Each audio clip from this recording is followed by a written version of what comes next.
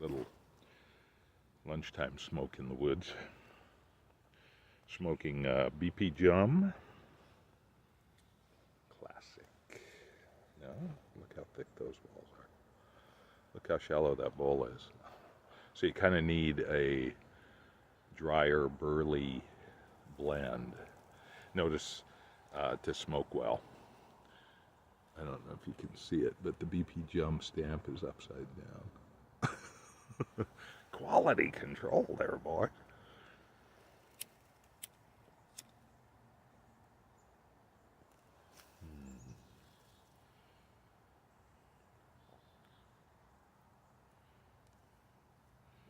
Tell you, the woods are my church.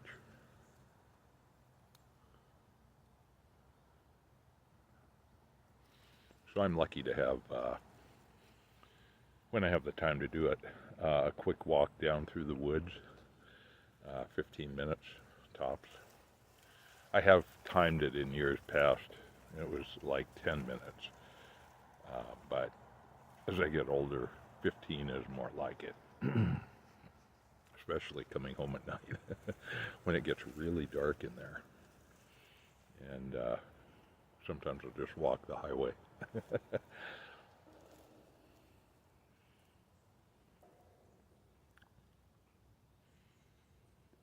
So I have always been interested in tiny homes, in affordable housing, in rustic living,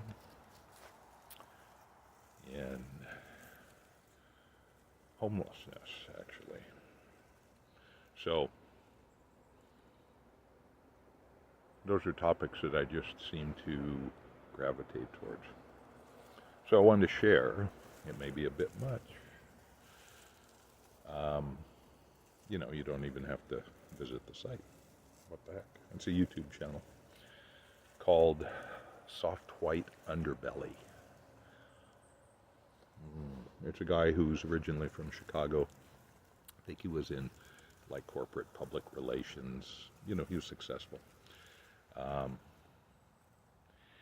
And did he retire? I'm not quite sure. I'll put some links up. There's a Joe Rogan interview with him, the guy who does this channel. And there's a 12 or 14 minute snip from that 2-hour Joe Rogan interview. I have not watched the whole interview.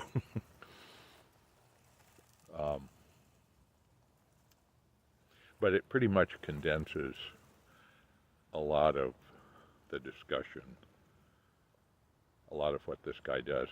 He just kind of captures where people are. So it allows us, I'm going to assume you're part of us, where, you know, we grew up pretty well.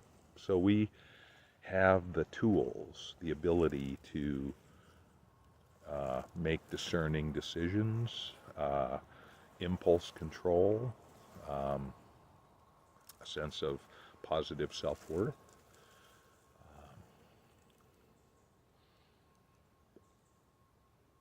And what is revealed oftentimes is that some of those elements are lacking in some folks, which drives them to make decisions that are not decisions we would make. And so the takeaway from this channel is that it could go either way. I mean, you could say, well, you know, those people are just making bad decisions, let them, libertarian, let them lie, you know, live with their decisions. Okay.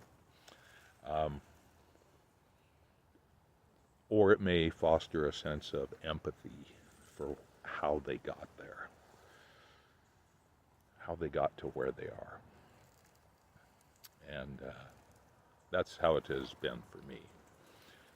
It helps me better understand how somebody could find themselves in that situation.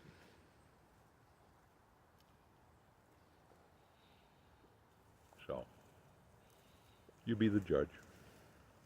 And again, it may be too much. It's pretty overwhelming. It can be too much. But you can kind of go through the videos and see if you're interested in a certain topic. So, yeah, homelessness for me is a big topic. I know people who, I've had some alcoholism in my life. I've never really, peripherally, I have had some drug addiction. Addictions are kind of just yes, it matters which addiction, but sometimes it seems like there's a lot of similarity. So, anyway, I just thought I'd share that. I've been watching some, and it fosters in me a sense of real empathy. But as he says, you can't remake a childhood, and you can't be responsible for everybody else's problems. I mean, you just can't. So,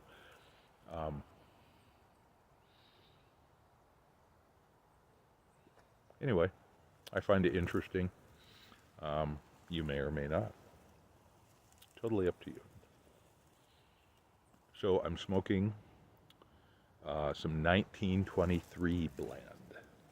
So this is not a commercial blend. This was all the little dibs and dabs, and I'd get a baggie of something as a sample, and I'd bring it home, and then the if it was even magic markered what it was to begin with, that would have worn off, and it's like, what is this stuff, or a dib and a dab in a tin, so I just dump it all into a big mixing bowl, mix it all together. And I was watching the TV series 1923, which was a precursor to Yellowstone at the time. What was that, last year? And so that's what I named it. I also have 1883 blend. I had a lot of little baggies of tobacco. Kind of dried up. Some of it's aromatic, some of it's not. The 1923 is more aromatics. The 1883 is not so much aromatics. A lot of times the aromatic just has disappeared. Aromatics often are kind of lower grade tobaccos that that burn well but don't have a lot of flavor on their own. Burley. And have quite a bit of nicotine, which apparently is why some people smoke. That's not why I smoke. But the result is that this blend is a little more aromatic, but it's fairly light. Even the 1883 had enough aromatic. I tried to keep the aromatic out of it, but sometimes it just finds its way in there.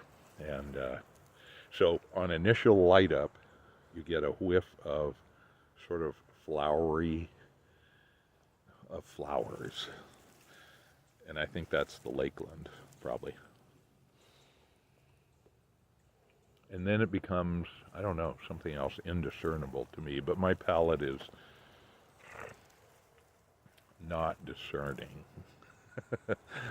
for better or for worse. So,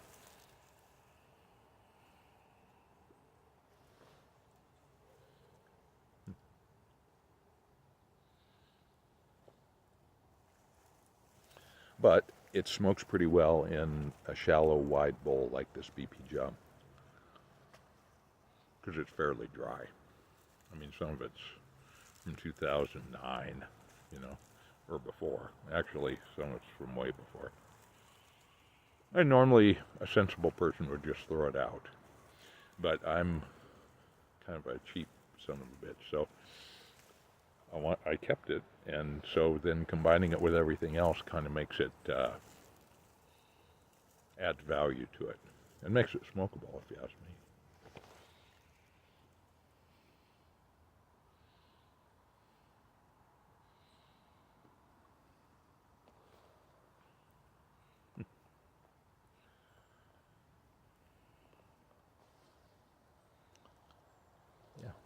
That's good. See what time it is. Yeah, I got to get going here. Um, what else? Normally I wear glasses, and I do. I mean, I do to drive. Although the optometrist did say I'm right on the edge. If I broke my glasses and I had to drive without them, I would just be legal. And I wouldn't want to do that, but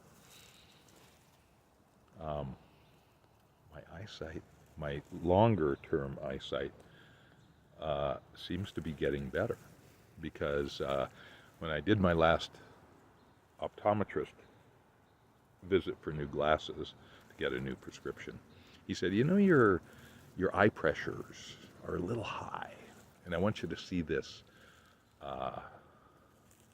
What is he technically? I don't know. Anyways, kind of specializes in that. Maybe an eye surgeon.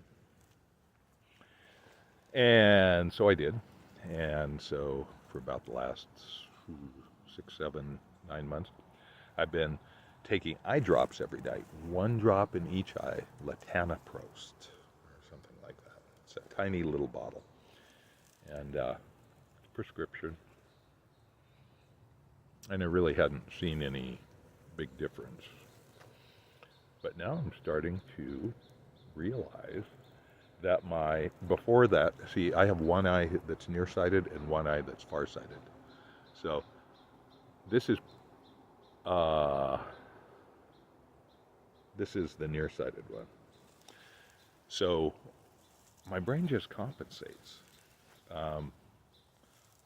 It's kind of a weird thing. But my farsighted eye, I don't know what it is. Maybe it's how my brain's interpreting stuff, but it's improving. So I'm not near 20/20 yet, but it's better than it was, So who knows if that's, or it may be normal aging. I stare at a freaking computer screen all day. That's where my work happens, unless I'm out in the woods.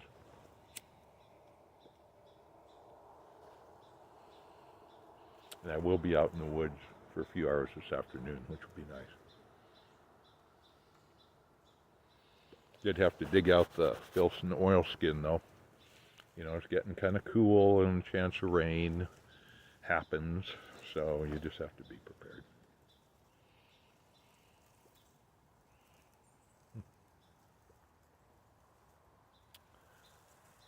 So we'll continue our little walk through the woods, down to work. It's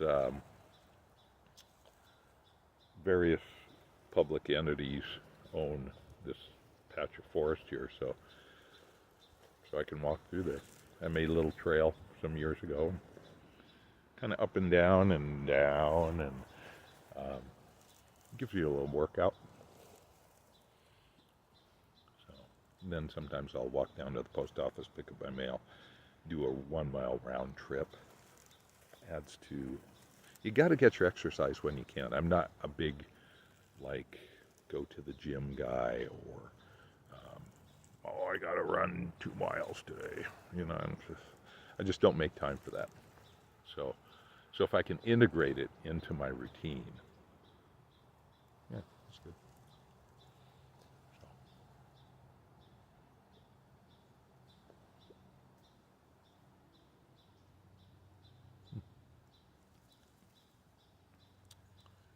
Yeah. Anyway, life is good.